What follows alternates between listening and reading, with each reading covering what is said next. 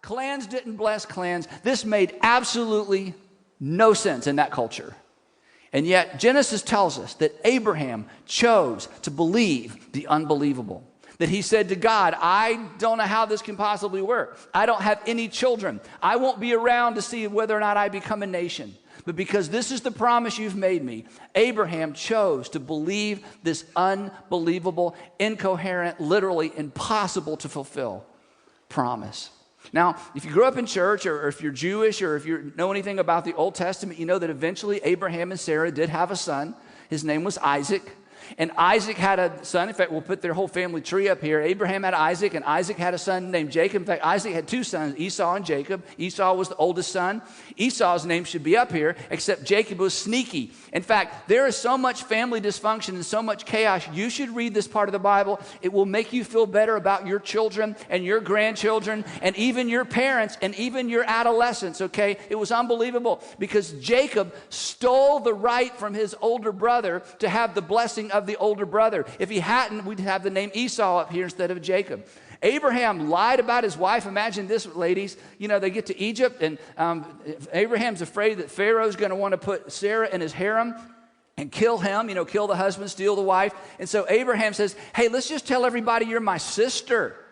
This is the guy that God chose to bless the entire world. There's so much dysfunction. There's so much chaos. Well, eventually, Jacob has 12 sons. And 10 of these sons don't like their brother Joseph. And you remember this story. So they decide to throw Joseph in a well. And they're trying to decide, do we kill him or sell him? Do we kill him or do we sell him? And you think, you know, you have some sibling issues in your family. Do we kill him or do we sell him? And they decided we don't profit if we kill him, so let's sell him. So they sell Joseph. He ends up in Egypt. And consequently, the entire family, all of these children, all of their, you know, all these kids and all their families, they eventually migrate to Egypt, where they do, in fact, become, as God promised, a nation. But they become a nation of slaves. And for several hundred years, the people who came from Abraham, that God was supposed to bless the world through, live in Egypt as slaves, a slave nation, not feeling very blessed, and certainly not in a position to bless anybody else. And after hundreds of years, and this is the part we can't imagine, because the story, the promise of Abraham was known to these people. Father Abraham, perhaps they talked about. You know, God promised Abraham we would be a nation. Now we're a nation. And the kids are like, yeah, but we're a nation of slaves. And God has promised to bless the whole world through Abraham and through this nation. They're looking at each other thinking, well, that part of the promise can't possibly come true.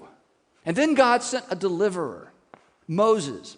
And without telling you the whole story, perhaps you know enough to know that by the time Moses got finished with Pharaoh, and by the time Moses got finished with Egypt, nobody in Egypt was feeling very blessed by the descendants of Abraham.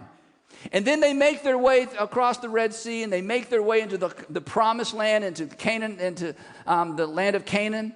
And the inhabitants of the Canaanites that lived in that part of the world, they weren't feeling very blessed by the presence of Abraham's descendants either. Again, you read those parts of the Old Testament, and there's so much violence, and there's so much bloodshed, and at times it's so offensive. You think, how in the world could this be part of the story of God? And the short answer is, what offends us was so normal to them. And one of the reasons we are so offended by all the violence in the Old Testament is this: we are on the other side of Christmas. We see the world in a completely different way, but this was part of the journey, and this was part of the story as God unfolded the story of Christmas to fulfill his promise to Abram. So about 1,000 years go by after God made the promise to Abraham. And Abraham became a family, the family became a nation, and ultimately the nation became a kingdom. We know it as the kingdom of Israel. And under King David, there were peace treaties made with all the surrounding nations around this part of the world. And because David was the warrior king, he settled all the disputes. And suddenly, for the first time, the nation of Israel, the descendants of Abraham, are in a position to do something significant in the world. David is followed by his son Solomon. Solomon was extraordinarily wise. Solomon was the builder king. And Solomon just expanded the reach of the nation to such a degree that people from all over the world would come to see the wonders of Solomon's construction and to listen to his wisdom and to sit at his feet. And for the first time, it looked like Israel may be in a position to be a blessing.